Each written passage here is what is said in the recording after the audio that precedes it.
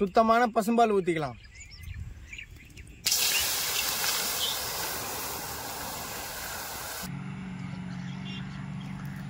வாசனையே பார்த்தீங்கன்னா கம கமன்னு வருது. நம்ம கடையில் வாங்கி சாப்பிட்ற பால்கோவா மாதிரியே இருக்குது. சூப்பராக இருக்குது.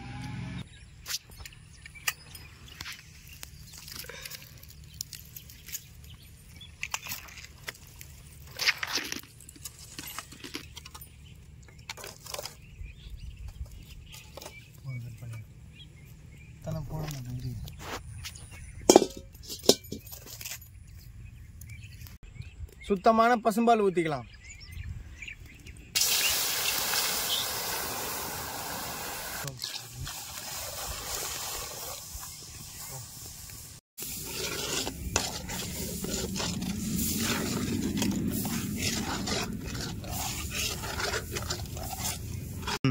இன்னும் கொஞ்ச நேரத்துல பால்கோவா ரெடி ஆயிடும்.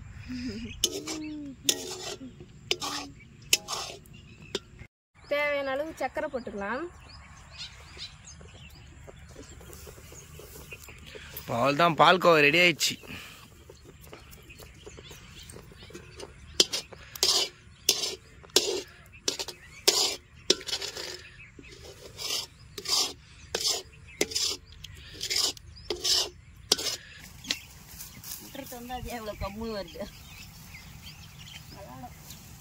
அவ்வளோதான், இப்போ நம்ம பால்கோவா ரெடி ஆயிடுச்சு. இப்போ இந்த ஸ்டேஜில் நம்ம நெய் ஊற்றிக்கலாம்.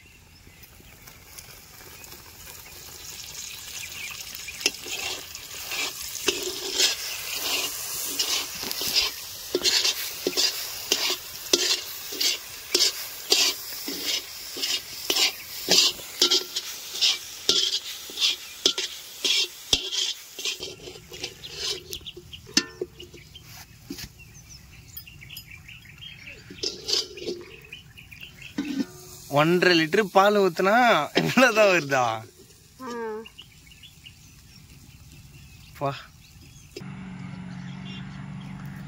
வாசனையே பார்த்தீங்கன்னா கம கமன்னு வருது. இங்கேருந்து வச்சு பார்த்தாலே வாசனை பார்த்தீங்கன்னா கம கமன்னு வருது. இப்போ டேஸ்ட் எப்படி இருக்குதுன்னு சொல்லலாம் சாப்பிட்டு பார்த்து.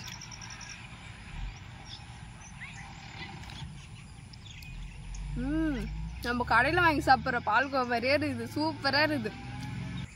இந்த பால்கோவா இந்த முந்திரியோட சேர்த்து